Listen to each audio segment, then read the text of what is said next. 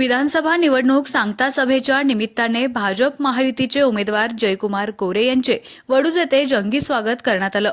जेसीबीच्या सहाय्यानं पुष्पवर्षाव करून जयकुमार गोरे यांचे सपत्नीक स्वागत करण्यात आलं।